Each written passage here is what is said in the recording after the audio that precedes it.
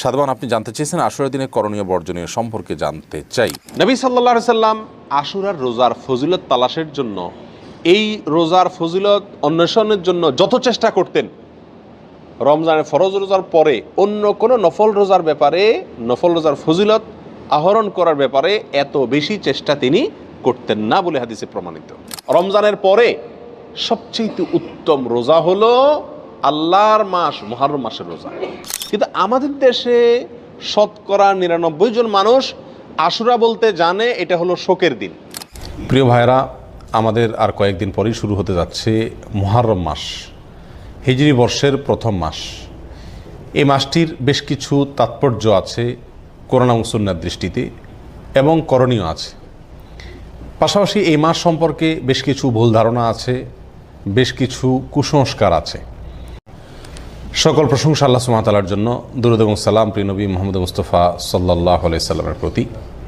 এই মুহররম মাস, এই মাসের কিছু জ্ঞাতব্য বিষয় আছে, এ মাসের কিছু তাৎপর্য আছে, এ মাসের কিছু করণীয় আছে, আবার কিছু বর্জনীয় কাজ আছে। আমরা সংক্ষেপে আজকে জেনে নিব যে মুহররম মাসের কি গুরুত্ব কোরআন এবং হাদিসের দৃষ্টিতে আছে, এবং এই মাস উপলক্ষে একজন মুমিনের জন্য কি কি করণীয় আছে, আর এই মাস উপলক্ষে একজন মুমিনের জন্য কি কি বর্জনীয় আছে। প্রথম কথা হলো, মুহররম মাস এটি হলো কোরআনে কারীমের সূরা তাওবার ৩৬ নম্বর আয়াতে ঘোষিত বছরের ১২ মাসের ৪টি সম্মানিত মাসের অন্যতম। আল্লাহ সুবহানাহু ওয়া তাআলা কোরআনে কারীমে সূরা তাওবার ৩৬ নম্বর আয়াতে ইরশাদ করেছেন, মিনহা আরবাআতুন হুরুম। বছরের যে ১২টি মাস আছে তন্মধ্য থেকে ৪টি মাস হলো সম্মানিত মাস, বিশেষ মর্যাদাপূর্ণ মাস। সেই ৪টি মর্যাদাপূর্ণ মাসের ব্যাখ্যা, তার বিশ্লেষণ দিতে গিয়ে সহিহ বুখারীতে আবু বকর রাদিয়াল্লাহু তাআলা আনহু বর্ণিত হাদিসে নবী সাল্লাল্লাহু আলাইহি সাল্লাম ইরশাদ করেছেন, সালাসুন মুতাওয়ালিয়াত। ৩টি হলো ধারাবাহিক মাস। বছরের যে ৪টি সম্মানিত মাস আছে, সেই সম্মানিত ৪ মাসের মধ্যে ৩ মাস হলো ধারাবাহিক, একটার পর একটা। সেই ধারাবাহিক ৩টি মাসের শেষ মাস হলো এই মুহররম। সম্মানিত মাসের অপর মাসটি হলো রজব, আল্লাযী বাইনা জুমাদা ওয়া শাবান, ও রজব মুদার আল্লাযী বাইনা জুমাদা ওয়া শাবান, অর্থাৎ রমজান মাসের আগের মাস, জুমাদা সানি এবং শাবান মাসের মধ্যবর্তী যে মাসটা রজব মাস, সেটাও সম্মানিত ৪ মাসের চতুর্থ মাস। প্রিয় ভাইয়েরা, আমরা প্রায় সময় বলে থাকি যে আল্লাহ সুবহানাহু ওয়া তাআলা বছরের ১২টি মাসের মধ্যে ৪টি মাসকে সম্মানিত ঘোষণা দিয়েছেন, মর্যাদাপূর্ণ মাস বলে ঘোষণা দিয়েছেন। আল্লাহ যে মাসকে সম্মানিত বলে ঘোষণা দিয়েছেন, মর্যাদাপূর্ণ বলে ঘোষণা দিয়েছেন, সেই মাসগুলো কখন আসে, কখন যায়, বা কোন কোন মাস সম্মানিত মাস, কোন কোন মাস সাধারণ মাস, এই সম্পর্কে আমাদের সমাজে খুব একটা ধারণা নাই বললেই চলে। আমরা এখানে যারা আছি, আমরাও বেশিরভাগ লোক জানি না কোনটা সম্মানিত মাস আর কোনটা সাধারণ মাস, ঠিক না ভাই? ঠিক। অথচ কোরআনে কারীমে আল্লাহ সুবহানাহু ওয়া তাআলা এই সম্মানিত মাস সম্পর্কে বেশ কয়েকটি আয়াতে বিস্তারিত বিবরণ উল্লেখ করেছেন। নবী সাল্লাল্লাহু আলাইহি সাল্লাম একাধিক হাদিসে এ বিষয়ে আলোচনা করেছেন। তাহলে একজন মুমিন হিসাবে আমাদের জন্য এই সম্মানিত ৪ মাস সম্পর্কে ধারণা রাখা জরুরি নাকি জরুরি না? প্রিয় ভাইরা, 2টি মাস চলে গেছে, এগুলো সম্মানিত মাস ছিল, কিন্তু আমরা কয়জন মানুষ এই মাসগুলো অতিবাহিত করার সময় মনে পড়েছে যে এটি একটি সম্মানিত মাস যাচ্ছে? কয়জন মানুষ এমন আছে? হাতে গুনে পাওয়া কঠিন হয়ে যাবে, ঠিক না বেটি? প্রিয় ভাইরা, অতএব যে মাসটি এখন চলছে মুহররম মাস, এই মাসটিতে অন্তত আমরা এই কথা বারবার চিন্তায় আনার চেষ্টা করি, মাথায় আনার চেষ্টা করি, মনে করার চেষ্টা করি যে যেই মাসটি শুরু হয়েছে 30 দিন পর্যন্ত এই মাসটি আল্লাহ সুবহানাহু ওয়া তাআলা 4টি মাসকে বিশেষ সম্মানিত মাস বলেছেন, তার ভিতরে অন্যতম সেরা সম্মানিত মাস এটি। মুহররম শব্দের অর্থই হলো সম্মানিত। মুহররম শব্দের অর্থ কি? সম্মানিত। অতএব মুহররম মাসটি এই 4টি সম্মানিত মাসের মধ্যে আবার সবচেয়ে বেশি সম্মানিত মাস, সবচেয়ে বেশি মর্যাদাপূর্ণ মাস। আমরা আরও সহজ করে বলতে চাইলে বলতে পারি, রমজানের পরে সবচেয়ে শ্রেষ্ঠ মাস হলো এই মুহররম মাস। প্রিয় ভাইরা, কিন্তু মুহররম মাস আসে যায়, কখন আসে কখন যায় আমাদের কোনো খোঁজ খবরও থাকে না, ঠিক কি না? একজন সম্মানিত মানুষ সামনে আসলে আমার চলাফেরার ভিতরে একটা পরিবর্তন হয় কি হয় না? আপনি হয়তো পাও মেলে বসে আছেন, আপনার শ্বশুর আসছেন, আপনার বাবা আসছেন, আপনার শিক্ষক আসছেন, মুরব্বী আসছেন, তো আপনি নড়ে চড়ে বসেন কিনা? সম্মানিত মাস আসছে, কিন্তু আমাদের ভিতরে কোনো নড়ে চড়ে বসা বসি নাই। আমরা আগে যেমন ছিলাম এ মাসেও তেমন আছি। এর মূল কারণ হলো আমরা জানিই না যে এটি একটি সম্মানিত মাস। এ মাসকে আল্লাহ তাআলা কি দিয়েছেন? সম্মান দিয়েছেন, মর্যাদা দিয়েছেন, ঠিক না ভাই? ঠিক।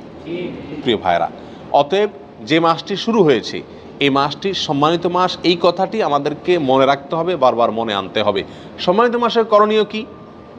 সবচেয়ে বড় কথা হলো সম্মানিত মাসের সম্মান দেওয়া। সম্মানিত মাসের কি দেওয়া?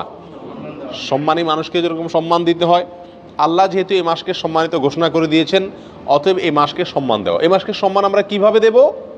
নেক কাজ, ভালো কাজ, পাঁচ ওয়াক্ত সালাত ইত্যাদি, এগুলোকে সময় মতো আদায় করব। অন্য মাসে যদি একটু গাফলতি করি, এই মাসে গাফলতি করব না। এই কথা মাথায় রেখে যে এটা সাধারণ মাস না, এটা কি মাস? সম্মানিত মাস। যারা সবসময় বিড়ি সিগারেট খায় এরা কিন্তু শ্বশুরের সামনে খায় না, ঠিক কি না? কেন? যে আমি খারাপ কাজ করি, কিন্তু তাই বলে শ্বশুরের সামনে খারাপ কাজ করে আর ডবল খারাপ কাজ করব না, ঠিক কি না? অতএব একজন মুমিন একটি সম্মানিত মাস, একটি মর্যাদাপূর্ণ মাস যখন অতিবাহিত করবেন, তিনি তখন অন্য সময় যে গুনাহের কাজগুলো করেন এই মাসে সে গুনাহের কাজগুলো করতে ভাববেন যে এই মাসকে আল্লাহ সম্মান দিয়েছেন, আল্লাহর দেওয়া সম্মানকে আমার রক্ষা করতে হবে, বিধায় গুনাহ করা যাবে না। আল্লাহ কোরআনে বলছেন, ফালা তাজলিমু ফিহিন্না আনফুসাকুম, তোমরা সম্মানিত মাসসমূহে নিজেদের প্রতি কি করো না? অবিচার করো না। বিভিন্ন তাফসীরের কিতাবে উলামা ইকরাম লিখেছেন যে এখানে অবিচার করা বলতে আল্লাহ সুবহানাহু ওয়া তাআলা গুনাহের কথা বুঝিয়েছেন। অর্থাৎ এই সম্মানিত মাসসমূহে নিজের প্রতি নিজে অবিচার করো না, পাপাচার করে গুনাহের কাজ করে। অন্য সময়ও গুনাহ করা নিষেধ, কিন্তু সম্মানিত মাসে গুনাহ করার নিষেধাজ্ঞার মাত্রাটা আরও বেশি, গুরুত্বটা বেশি। প্রিয় ভাইরা, অতএব এই মাসে অন্তত মাঝে মধ্যে মনে করব, স্মরণ করার চেষ্টা করব যে এটি একটা কি মাস যাচ্ছে? সম্মানিত মাস যাচ্ছে। আর সম্মানিত 4টি মাস মুখস্থ করে নিব, জিলকদ, জিলহজ, মুহররম, আর 4 নম্বর হলো রজব, রমজান মাসের আগের মাস। মনে থাকবে তো ইনশাআল্লাহ? প্রিয় ভাইরা, মুহররম মাসের একটি বিশেষ করণীয় আছে, আর সেই করণীয়টা হলো এ মাসে বেশি বেশি নফল রোজা রাখা, নফল সিয়াম রাখা। নবী সাল্লাল্লাহু আলাইহি সাল্লাম সহিহ মুসলিমের হাদিসে আসছে, তিনি ইরশাদ করেছেন, আফদালুস সিয়ামি বা'দা রমাদান শাহরুল্লাহিল মুহররম, রমজানের পরে সবচেয়ে উত্তম রোজা হলো আল্লাহর মাস মুহররম মাসের রোজা। আল্লাহর মাস মুহররম মাসের রোজা। মুহররম মাসকে কার মাস বলা হয়েছে ভাই? আল্লাহর মাস বলা হয়েছে। কে বলেছেন? রাসূল করিম সাল্লাল্লাহু আলাইহি ওয়াসাল্লাম। অতএব এই মাসটির বিশেষ মর্যাদা, এক তো সম্মানিত 4 মাসের একটি মাস, আরেকটি মর্যাদা পেলাম যে এই মাসকে আল্লাহর মাস বলে নবী সাল্লাল্লাহু আলাইহি ওয়াসাল্লাম এই মাসকে বিশেষ সম্মান দিয়েছেন। বলে অন্যগুলা কার মাস? অন্যগুলাও আল্লাহর মাস, কিন্তু এটাকে আল্লাহর দিকে সম্বন্ধ করে এই মাসের বিশেষ মর্যাদা, স্পেশাল মর্যাদার কথা ইঙ্গিত করা হয়েছে। প্রিয় ভাইরা, অতএব এই মাসের করণীয় হলো বেশি বেশি নফল রোজা রাখা। রমজানের পরে সবচেয়ে উত্তম নফল রোজার জন্য উত্তম মাস হলো এই মাস। নফল রোজার শ্রেষ্ঠ মাস মুহররম মাস। প্রিয় ভাইরা, আমরা বেশিরভাগ মানুষ মুহররম মাস উপলক্ষে আশুরার 1-2টা রোজা রাখি, ওইটা আশুরা উপলক্ষে, ওইটা ভিন্ন। মুহররম হিসাবে এই মাসে নবী সাল্লাল্লাহু আলাইহি সাল্লাম রোজা রাখার গুরুত্ব বর্ণনা করেছেন। রমজানের পরে সবচেয়ে বেশি রোজার জন্য গুরুত্বপূর্ণ মাস হিসেবে অভিহিত করেছেন। তিনি নিজে অবশ্য শাবানে রেখেছেন, এই মাসে রাখার সুযোগ তিনি পান নাই। এই মাসে রোজার ফজিলত নাজিল হওয়ার পরে তিনি রাখার সুযোগ পান নাই, তার আগেই হয়তো তিনি দুনিয়া থেকে বিদায় নিয়ে গেছেন, আর সেজন্য তিনি রাখতে পারেন নাই, কিন্তু আমাদেরকে জানাই গেছেন। প্রিয় ভাইরা, মুহররম তো প্রতিবারই আমাদের জীবনে একবার করে আসে, প্রতি বছরই একবার করে আসে। এই মুহররম উপলক্ষে যদি আমি 1-2টা রোজাও রাখতে না পারি, তাহলে আমি কি জবাব দেব রাসূলুল্লাহ সাল্লাল্লাহু আলাইহি ওয়াসাল্লামের কাছে? কথা বুঝে আসছে? এই মুহররম উপলক্ষে যদি 1টি রোজাও আমি না রাখি, তাহলে নবী সাল্লাল্লাহু আলাইহি ওয়াসাল্লাম যে মাসে রোজার এত গুরুত্ব বর্ণনা করছেন সেটাকে আমি কোনো কি করলাম না? কেয়ারই করলাম না, পাত্তাই দিলাম না, ঠিক না ভাই? ঠিক। এই জন্য ভাই, সুযোগ অনুযায়ী অন্তত 1-2টা রোজা হলেও রাখার চেষ্টা করি। নিজে যদি রাখতে না পারি, নিজের বন্ধুবান্ধব, পরিবার যারা রাখার মতো সুযোগ আছে, ডিউটির চাপ নাই, কষ্টের ডিউটি নাই, তাদেরকে অন্তত উৎসাহিত করি এবং নিজে মাথায় রাখি, নিয়ত রাখি, আল্লাহ যখনই তৌফিক দিবেন মুহররম মাস উপলক্ষে এই মাসে নফল রোজা রাখার গুরুত্ব রয়েছে, সেই জন্য অন্তত 1-2টা রোজা হলেও রাখার চেষ্টা করি। রাখবো তো ইনশাআল্লাহ। আল্লাহ তাআলা আমাদের সকলকে তৌফিক দান করেন। প্রিয় ভাইরা, এ হলো মুহররম মাস উপলক্ষে করণীয়। একমাত্র করণীয় হলো এই মাসে বেশি বেশি নফল রোজা রাখা, আর সম্মানিত মাস হিসেবে গুনাহের কাজ কম করা, নেকির কাজ ভালো করে বেশি করে করার চেষ্টা করা, যুদ্ধ বিগ্রহ না করা। এই মাসের একটা বিশেষ দিন আছে আশুরা, যেটা মুহররমের 10 তারিখে হয়ে থাকে। এই আশুরা উপলক্ষে আমাদের বেশ কিছু করণীয় আছে, আবার কিছু বর্জনীয় আছে। করণীয় কাজ কি সে বিষয়ে বলার আগে বলতে চাই, নবী করিম সাল্লাল্লাহু আলাইহি সাল্লাম মক্কা থেকে যখন মদিনায় হিজরত করে আসলেন, তিনি দেখলেন যে মদিনার মানুষেরা, ইহুদিরা, মদিনায় ইহুদিদের বসবাস ছিল, তাদেরকে তিনি দেখতে পেলেন যে তারা আশুরার দিন অর্থাৎ মুহররমের 10 তারিখে রোজা রাখে।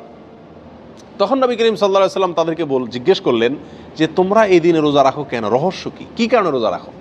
তখন ইহুদিরা নবী সাল্লাল্লাহু আলাইহি সাল্লামকে জবাব দিলেন যে এই দিনে আমরা রোজা এই জন্য রাখি যে এই দিনে আল্লাহ সুবহানাহু ওয়া তাআলা তার নবী, আমাদের নবী অর্থাৎ বনী ইসরাঈলের নবী, ইহুদিদের নবী মুসা আলাইহিস সালামকে এবং তার জাতি বনী ইসরাঈলকে আল্লাহ তাআলা মুক্তি দিয়েছেন। ফেরাউনের অধীনে তারা কৃতদাস হিসাবে দীর্ঘদিন বন্দী ছিলেন, জুলুমের শিকার ছিলেন। আল্লাহ তাআলা তাদেরকে মুক্তি দান করেছেন, ফেরাউনকে ডুবিয়েছেন সমুদ্রে, ফেরাউনকে ডুবিয়েছেন, আর মুসা আলাইহিস সালামকে এবং বনী ইসরাঈলকে আল্লাহ তাআলা রক্ষা করেছেন। তাহলে বনী ইসরাঈল জাতির প্রতি, মুসা আলাইহিস সালামের প্রতি আল্লাহ তাআলা অনুগ্রহ নাজিল করেছেন, তাকে এবং তার জাতিকে স্বাধীনতা দিয়েছেন, মুক্তি দিয়েছেন। আর সেই জন্য আমরা তার উম্মত হিসাবে শুকরিয়া আদায় করে এই দিন রোজা রাখি। নবী করিম সাল্লাল্লাহু আলাইহি সাল্লাম তাদের এই কথা শুনে বললেন, নাহনু আহাক্কু বিমূসা, তোমরা মুসা আলাইহিস সালামের অনুসারীর দাবি করো ঠিক আছে, কিন্তু মুসা আলাইহিস সালামের অনুসারী হিসাবে তোমরা যত না সত্য, তার চাইতে বেশি সত্যবাদী অনুসারী হিসাবে আমরা। অতএব মুসা আলাইহিস সালামের প্রতি আল্লাহর অনুগ্রহ নাজিল হয়েছে এই দিনে, সেই উপলক্ষে তোমরা যদি শুকরিয়া আদায় করে আল্লাহর কাছে রোজা রাখো, তাহলে আমাদের রোজা রাখার অধিকার আরও বেশি। এই নবী সাল্লাল্লাহু আলাইহি সাল্লাম তখন সাহাবা একরামকে বললেন যে তোমরাও কি করবে, আশুরার দিনে রোজা রাখবে, তবে ইহুদিদের সঙ্গে ব্যতিক্রম করবে। ইহুদিদের সঙ্গে কি করবে? ব্যতিক্রম করবে। আর ব্যতিক্রমটা হলো এই যে তারা একটি রোজা রাখে, আমরা 2টা রাখবো। তারা রাখে শুধু আশুরার দিনে, আমরা রাখবো তার সাথে আরেকটা রোজা যোগ করে। এই আরেকটা রোজা যোগের ব্যাপারে কোনো কোনো বর্ণনা আসছে একটা আগে অথবা একটা পরে, অর্থাৎ 9-10 অথবা 10-11। আশুরা তো 10 তারিখের রোজা, তার সাথে একটা আগে অথবা পরে যে কোনো একদিনের একটা রোজা যোগ করে হয় 9-10 আর না হয় 10-11 রাখার জন্য বলা হয়েছে। যদিও সেই হাদিসকে ওলামা একরামের কেউ কেউ সহিহ বলেছেন, কেউ কেউ জয়ীফ বলেছেন।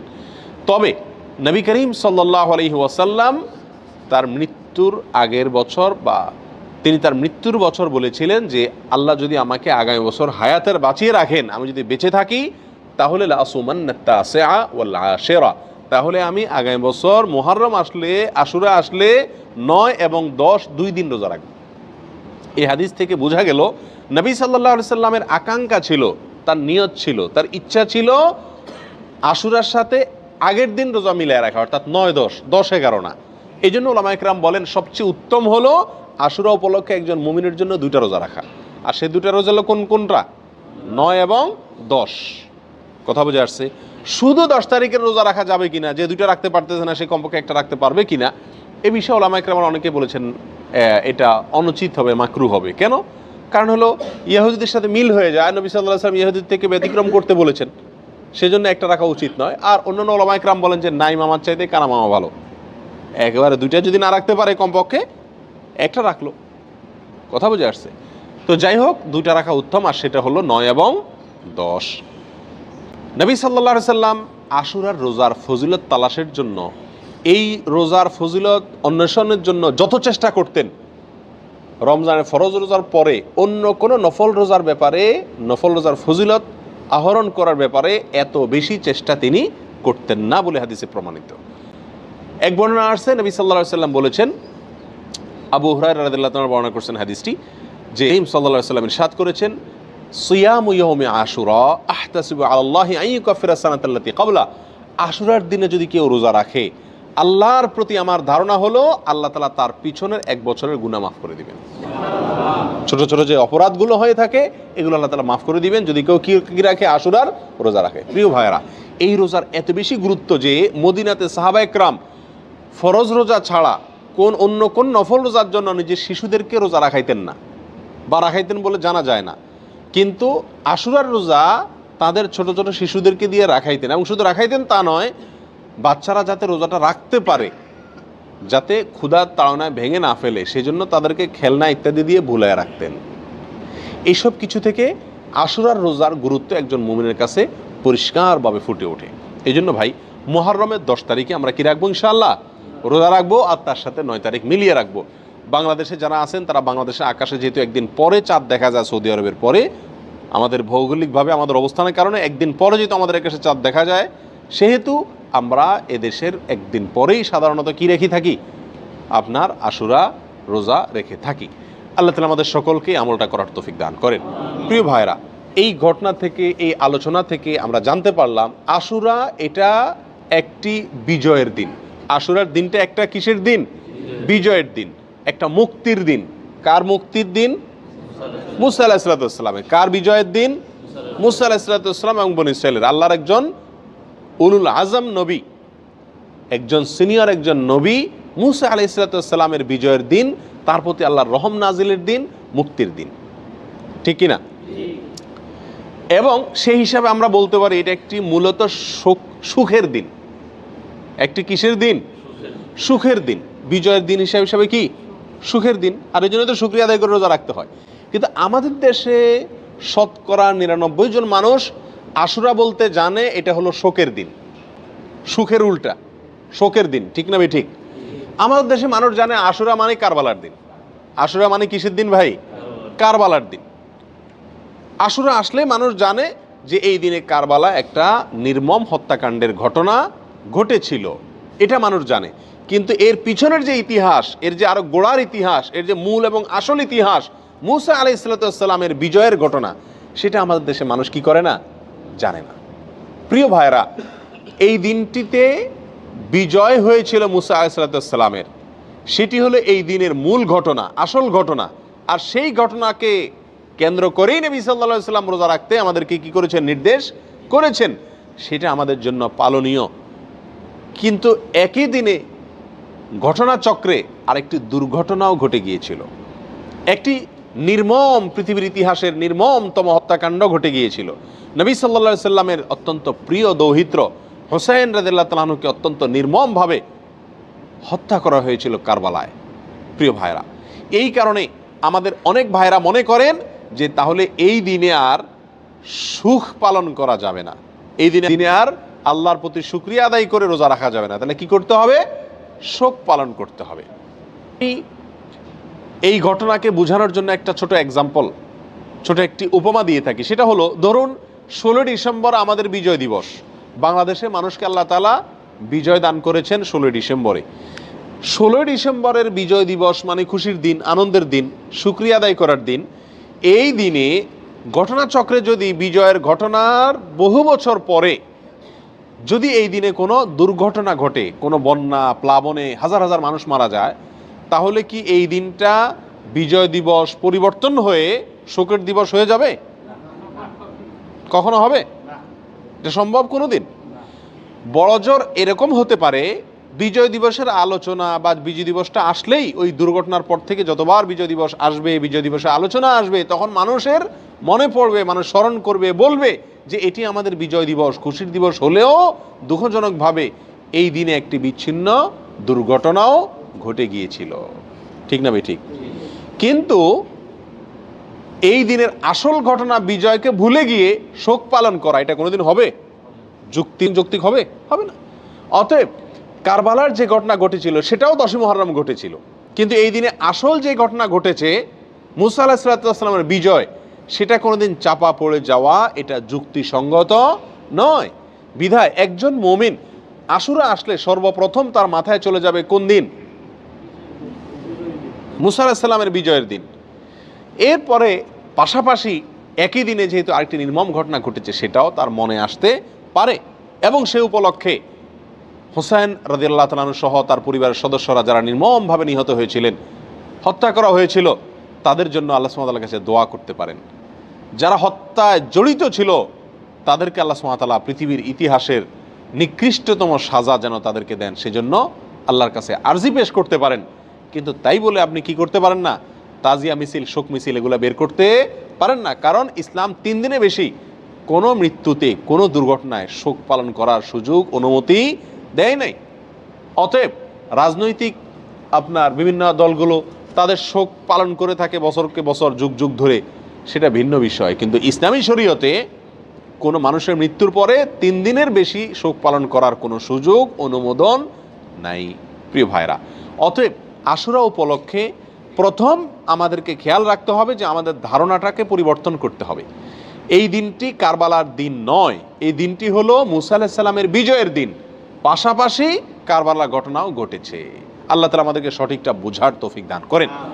প্রিয় ভাইয়েরা, এখন আমরা এই দিনে কি আসলে, যেহেতু 2টা ঘটনায় ঘটছে, কোনটাকে আমরা বড় করে দেখব? মুসা আলাইহিস সালামের বিজয়কে বড় করে দেখব, নাকি হোসেন রাদিয়াল্লাহু তাআলা আনহুর মৃত্যুকে, শাহাদাতকে, শোকের দিনটাকে, শোকটাকে বড় করে দেখব? কোনটাকে বড় করে দেখব?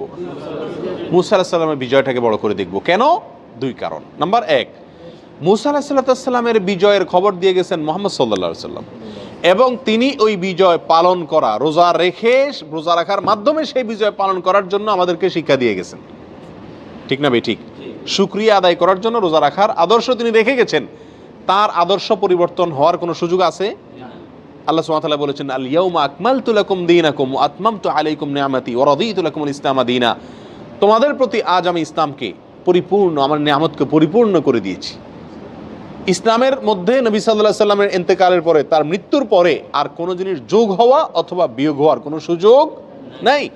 অতএব নবী সাল্লাল্লাহু আলাইহি সাল্লামের মৃত্যুর বহু বছর পরে কারবালার ঘটনা ঘটেছে, বিধায় কারবালার ঘটনাকে কেন্দ্র করে কোনো কর্মসূচি যদি দিতে হয়, একই দিনে নবী সাল্লাল্লাহু আলাইহি সাল্লামের কর্মসূচি থাকে, দেওয়া কর্মসূচি থাকে, তাহলে কোনটা অগ্রাধিকার পাওয়ার কথা? নবী সাল্লাল্লাহু আলাইহি সাল্লামের দেওয়া কর্মসূচি, তার শেখানো বাতানো আমলের অগ্রাধিকার হওয়া যুক্তির দাবি। ঠিক না ভাই? ঠিক। প্রিয় ভাইয়েরা, অতএব এই দিনে আমাদের যে ভুল একটি কালচার আমাদের সমাজে প্রচলিত আছে, সেটা হলো এই দিন উপলক্ষে আমাদের সমাজে সবচেয়ে বড় ভুল, এই দিন উপলক্ষে সবচেয়ে বড় ভুল হলো যে এই দিনটাকে আমরা মনে করি কারবালার দিন। এই দিনটার আসল ইতিহাসটাকে আমরা জানি না। প্রিয় ভাইরা, এর পিছনে আমাদের মিডিয়ার বিশাল বড় ভূমিকা। আমাদের দেশের যে সমস্ত মিডিয়া আছে, সেটা প্রিন্ট মিডিয়া হোক আর ইলেকট্রনিক মিডিয়া হোক, এই সব মিডিয়াগুলো সব সময় দেখবেন সুন্নাহকে কখনো এরা প্রচার করে না, সবসময় বেদাতকে ফলাও করে এবং প্রচার করে, সুন্নাহকে দমিয়ে রাখার চেষ্টা করে মিডিয়াগুলো। যেমন এই আশুরাকে কেন্দ্র করে আপনারা দেখবেন ঢাকা শহরের পুরান ঢাকায় মিরপুরে 2-1টা জায়গাতে 200, 150, 100 ছোট ছোট বাচ্চা পোলাপান, এরা তাজিয়া মিছিল, মানে শোক মিছিল বের করে, কারবালার ঘটনাকে স্মরণ করে আশুরার দিনে শোক মিছিল বের করে।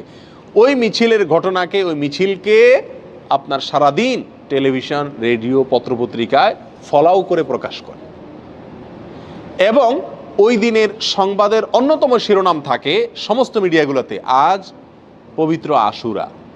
আজকের এই দিনে মহানবী হজরত মুহাম্মদ সাল্লাল্লাহু আলাইহি সাল্লামের প্রিয় দৌহিত্র হুসাইন রাদিয়াল্লাহু তাআলা আনহুকে কারবালার প্রান্তরে, ইরাকের কারবালার প্রান্তরে নির্মমভাবে শহীদ করেছে অমুক অমুক অমুক অমুকে। এখানে বলতে বলতে কোনো মিডিয়াতে, বিশেষ করে রেডিও চ্যানেলগুলোতে বিশিষ্ট সাহাবী, কোরআনের লেখক, ওহির লেখক মুআবিয়া রাদিয়াল্লাহু তাআলা আনহুকে অকথ্য ভাষায় গালিগালাজ করা হয়। কথা বুঝে আসছে? এবং সংবাদে আরও বলা হয় এই দিনটি উপলক্ষে রাজধানী ঢাকা সহ দেশের বিভিন্ন জায়গায় তাজিয়া মিছিল বের করা হয়েছে, অর্থাৎ শোক মিছিল বের করা হয়েছে। প্রিয় ভাইরা, 150-200 লোকের 2-3টা মিছিল, এটা সারাদিন সংবাদে বলে। একই দিনে মহানবী হযরত মুহাম্মদ সাল্লাল্লাহু আলাইহি সাল্লামের সুন্নাহকে পালন করতে গিয়ে, নির্দেশকে পালন করতে গিয়ে সারা দেশে লক্ষ লক্ষ মানুষ নফল রোজা রেখেছেন, সেই কথা কিন্তু কোনো মিডিয়া কি করে না, বলে না। যার কারণে মানুষ ওই ভুলটা জানে, সঠিকটা জানে না, বেদাত জানে, সুন্নাহ জানে না, একটা জানে আরেকটা জানে না। ঠিক না ভাই? ঠিক। প্রিয় ভাইরা, অতএব আমাদেরকে সঠিকটার প্রচার করতে হবে। এই জাতীয় বিষয়গুলোকে বেশি বেশি কি করতে হবে? প্রচার করতে হবে। আজ মিডিয়াতে যদি এই দিনের মূল ঘটনা যেটি হাদিসে বর্ণিত হয়েছে সেটি যদি আসতো, পাশাপাশি কারবালা ঘটনাও আসতো, তাহলে সেটা কি ছিল না? দোষণীয় ছিল না। আল্লাহ তাআলা আমাদের সকলকে আশুরা উপলক্ষে যে সমস্ত ভুল ধারণা আছে, ভ্রান্ত ধারণা আছে, সেগুলোকে সংশোধন করবার তৌফিক দান করুন। আল্লাহ তাআলা আমাদের সকলকে আশুরা উপলক্ষে একমাত্র আমল হলো নফল রোজা রাখা। আর আমাদের তাজিয়া মিছিল যারা করে তারা চাঁদা টাদা উঠায় ওই দিন ভালো করে আরও খিচুড়ি খায়। যেদিন হাদিসে নফল রোজা রাখতে বলছে, কানাই বন্ধ করতে বলছে, তারা ওই দিন আরও বেশি কী খায়? খিচুড়ি খায়। ডেক বসায় দেখবেন মোড়ে মোড়ে, এবং খিচুড়ি পাকায়, বিতরণ করে খায়। প্রিয় ভাইরা, এই দিনটি নফল রোজার দিন, এই দিনটি মুসা আলাইহিস সালামের বিজয়ের দিন, পাশাপাশি একটি নির্মম ঘটনার দিন। কোনো মুমিনের জন্য এটা কষ্টের কারণ না হয়ে থাকতে পারে না। নবী সাল্লাল্লাহু আলাইহি সাল্লামের প্রিয় নাতিকে নির্মমভাবে হত্যা করা হয়েছে সপরিবারে। এই ঘটনায় ব্যথিত না হয়ে কোনো মুমিন থাকতে পারে না। অতএব আমরা সকলেই ব্যথিত। আমরা আল্লাহর কাছে বিচার চাই হত্যাকারীদের, আল্লাহর কাছে মর্যাদা চাই নিহতদের। কিন্তু তাই বলে নবী সাল্লাল্লাহু আলাইহি সাল্লামের বাতানো আমল, আদর্শ, সুন্নাহ সেটা চাপা পড়ে যাবে, ভুলে যাব আমরা। এর চাইতে জুলুমের কথা, এর চাইতে অবিচারের কথা আর কিছুই হতে পারে না। আল্লাহ তাআলা আমাদের সকলকে মুহররম মাসের তাৎপর্য করণীয়, আশুরার তাৎপর্য করণীয়, ভুল ধারণাগুলোকে সংশোধন করবার এবং বর্জনীয় কাজগুলোকে ছাড়বার তৌফিক আল্লাহ তাআলা দান করুন। সাদমান, আপনি জানতে চেয়েছেন আশুরা দিনের করণীয় বর্জনীয় সম্পর্কে জানতে চাই। ভাই সাদমান, আশুরা দিনের প্রধান এবং মূল করণীয় হলো এদিনে আমাদেরকে সিয়াম পালন করতে হবে, এবং এই দিনকে কেন্দ্র করে এদিন এর আগের দিন অথবা এই দিনের পরের দিন দুটি সিয়াম মোট পালন করতে হবে মূল দিনের সাথে, আশুরা দিনের সাথে। আর এর পাশাপাশি এদিনে আল্লাহ রাব্বুল আলামিন তার নবী মুসা আলাইহিস সালামের কে বিজয় দান করেছেন, মুক্তি দান করেছেন, স্বাধীনতা দিয়েছেন তাকে এবং বনী ইসরায়েলকে। আমরা সেই ঘটনায় আল্লাহ রাব্বুল আলামিনকে শুকরিয়া জ্ঞাপন করছি, আল্লাহ তাআলার কাছে কৃতজ্ঞতা প্রকাশ করছি। এই বিষয়টিকে মাথায় রেখে আমরা আপনার সিয়াম পালন করব এবং এশরাকে পালন করব। এর বাইরে এই দিনকে কেন্দ্র করে আসলে বিশেষ কোনো করণীয় নেই। কোরআন এবং হাদিসের আলোকে এই আমলটাই হলো একমাত্র করণীয়। আমরা আশরাকে কেন্দ্র করে অনেক আমলের কথা জানি বা আমাদের সমাজে প্রচলিত আছে দেখি, যেগুলো আসলে শরিয়া বা কোরআন হাদিসের কর্তৃক আমাদেরকে নির্দেশ করা হয়নি। তো এই মাসের তাৎপর্য, গুরুত্ব, করণীয় এবং বর্জনীয় এই তিন বিষয়ে আমরা সংক্ষেপে কিছু কথা শুনবো আল্লাহ সুবহানাহু ওয়া তাআলা তৌফিক দান করলে। মুহররম মাস এটা সম্মানিত 4 মাসের একটা মাস। আল্লাহ সুবহানাহু ওয়া তাআলা কোরআনে কারীমের ভিতরে 4টি মাস সম্মানিত হওয়ার কথা বলেছেন। সূরা তাওবায় সেই 4টি মাসের সম্মান প্রসঙ্গে একাধিক আয়াতে আল্লাহ সুবহানাহু ওয়া তাআলা বিস্তারিত আলোচনা করেছেন। সেই সম্মানিত 4 মাস কোন কোন মাস সে ব্যাপারে আবু বাকরাতা রাদিয়াল্লাহু তাআলা আনহু বর্ণিত সহিহ বুখারীর হাদিসে আসছে, নবী সাল্লাল্লাহু আলাইহি ওয়াসাল্লাম বলেছেন, সালাসুন মুতাওয়ালিয়াত, 3টি হলো ধারাবাহিক মাস, আর সেই 3টি হলো জিলকদ, জিলহজ এবং এই যে মুহররম মাস এটি। আর আরেকটি মাস হলো ওয়ারজব ও মুদর আল্লাযী বাইনা জুমাদা ওয়া শাবান। আরেকটা হলো রমজানের আগের মাসের আগের মাস, রজব মাস, যেটা জুমাদা সানি এবং শাবানের মাঝামাঝি মাস, সেইটা হলো 4র্থ মাস। আর এই 3টা, মোট 4টা মাস। এই মাসগুলোকে আল্লাহ সুবহানাহু ওয়া তাআলা সম্মানিত বলে ঘোষণা করেছেন এবং এই মাসগুলোকে আল্লাহ সুবহানাহু ওয়া তাআলা মর্যাদা দিয়েছেন। আর সেই জন্য এই মাসগুলোকে সম্মান দেওয়া, এগুলোর মর্যাদা দেওয়া একজন ইমানদার হিসাবে আমাদের সকলের কর্তব্য। এই মাসগুলোতে পাপাচার না করা। আল্লাহ সুবহানাহু ওয়া তাআলা বলেছেন, ফালা তাজলিমু ফিহিন্না আনফুসাকুম, এই সম্মানিত মাসগুলোতে তোমরা নিজেদের প্রতি নিজেরা অবিচার করো না। মুফাসসিরিন ইকরামের অনেকেই বলেছেন এখানে অবিচার করা বলতে পাপাচার করা, গুনাহের কাজ করা। অর্থাৎ অন্য সময় গুনাহের কাজ করা তো জঘন্য, এই সম্মানিত মাসে গুনাহের কাজ করা, পাপের কাজ করা, অন্যায় করা আরও বেশি জঘন্য। কারণ একটা অন্যায় কাজ একজন সম্মানিত মানুষের সামনে করা, এটা ডবল অন্যায়। সম্মানিত মানুষের অসম্মান হয়, আবার অন্যায় কাজ করা হয়। এই জন্য এই মাসগুলোতে অন্যায় থেকে বেঁচে থাকার জন্য বিশেষভাবে চেষ্টা করা দরকার, সচেষ্ট থাকা দরকার। কারণ আল্লাহ তাআলা এই মাসগুলোকে কি দিয়েছেন? সম্মান দিয়েছেন। আল্লাহর সম্মান, আল্লাহর দেওয়া সম্মান রক্ষা করার জন্য এই মাসগুলোতে পাপের কাজে একটু পিছপা হওয়া একজন মুমিনের উচিত, এবং নেকের কাজে, রুটিন নেকের কাজ যেগুলো, সেগুলোতে অগ্রসর হওয়া উচিত। অতএব এই সম্মানিত মাসের অন্যতম প্রধান এই করণীয়, এটি আমরা মাথায় রাখবো ইনশাআল্লাহ। এই মুহররম মাস আবার সম্মানিত মাসগুলোর ভিতরে অনেক উলামা ইকরামের মতে সবচাইতে শ্রেষ্ঠ। সম্মানিত যে 4টা মাস আছে তার ভিতরে সবচাইতে শ্রেষ্ঠ, এবং রমজানের পরেই মর্যাদার বিচারে শ্রেষ্ঠ মাস হলো এই মুহররম মাস। মুহররম শব্দের অর্থই হলো সম্মানিত। মুহররম শব্দের অর্থই কি? সম্মানিত। এই মাসটার নামই হলো সম্মানিত মাস, এবং হাদিসে এটাকে আল্লাহর মাস বলা হয়েছে। সব মাসই আল্লাহর, সব দিনই আল্লাহর, সব সময়ই আল্লাহর, কিন্তু এটাকে হাদিসে নবী করিম সাল্লাল্লাহু আলাইহি সাল্লাম শাহরুল্লাহ, সহিহ মুসলিমের হাদিসে শাহরুল্লাহ বলেছেন, অর্থাৎ আল্লাহর মাস। আল্লাহর দিকে সম্বন্ধ করে এই মাসটির মর্যাদা আরও বৃদ্ধি করা হয়েছে। এই জন্য সম্মানিত 4 মাসের ভিতরে আবার এই মুহররম মাসের সম্মানটা তুলনামূলক বেশি। সেজন্য এই মাসটার প্রতি আমরা বিশেষ খেয়াল রাখবো ইনশাআল্লাহ। প্রিয় ভাইরা, একটা কথা আমরা বারবার বলে থাকি, সেটা হলো সম্মানিত মাস কখন আসে কখন যায় আমাদের দেশের সাধারণ মানুষ বেশিরভাগ লোক জানেও না। আপনি যদি বুঝতে পারেন যে এই যে চাঁদটা উঠতেছে সামনে, এই মাসটা সম্মানিত মাস, তাহলে আপনি ওই মাসের সম্মান দেখানোর চেষ্টা করতে পারেন। কিন্তু আপনি টেরই না পান কখন মাস আসলো কখন গেল, কোনটা সম্মানিত কোনটা সাধারণ, তাহলে তো আপনি সে মাসের সম্মান দেওয়া, মর্যাদা দেওয়ার সুযোগই পাবেন না। এই জন্য এই ধারণাটি বিলুপ্ত হয়ে গেছে, যেহেতু সমাজ এটার ব্যাপক প্রচার করা দরকার যে বছরে হিজরি বর্ষের 12টি মাসের মধ্যে 4টি মাসকে আল্লাহ তাআলা সম্মানিত ঘোষণা করছেন কোরআনে।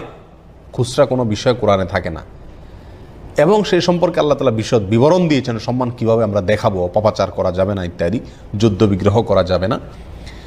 এবং এই সম্মানিত 4 মাসের বিস্তারিত বিবরণ নবী করিম সাল্লাল্লাহু আলাইহি সাল্লাম সহিহ বুখারীর হাদিসে বর্ণনা করেছেন। অতএব একজন মুসলিম হিসাবে আমাদের কর্তব্যের অংশ হলো এই মাসগুলো যখন আসে বিশেষভাবে নড়ে চড়ে বসে সম্মান করা। আপনি একভাবে বসে আছেন ঠ্যাং ট্যাং সব মেলে দিয়ে, হঠাৎ করে আপনার শ্বশুর আসছেন, আপনার ভেতরে এক ধরনের পরিবর্তন আসবে কিনা, একটু নড়ে চড়ে বসবেন কিনা। আপনার বাবা আসছেন, একটু নড়ে চড়ে বসবেন কিনা, এর মানে আপনি তাকে সম্মানিত মনে করছেন। একজন সাধারণ মানুষ আসলে হয়তো আপনি নড়ে চড়ে বসবেন না, কিন্তু আপনার সম্মানিত কোনো মানুষ আসলে আপনার মধ্যে এক ধরনের পরিবর্তন আসবে। এই জন্য ভাই, সম্মানিত 4টি মাস যখন আসে একজন মুমিন নড়ে চড়ে বসবে। সে যদি মুহররম মাস আর সফর মাস এই দুইটার ভিতরে তার কোনো কি না থাকে, তার কর্ম, তার কথা, তার কাজ কাম ইত্যাদিতে যদি কোনো ব্যবধান না থাকে, তার মানে আল্লাহ যে মাসটাকে সম্মান দিলেন সেটাকে সে কেয়ার করল না। ঠিক না ভাই? ঠিক।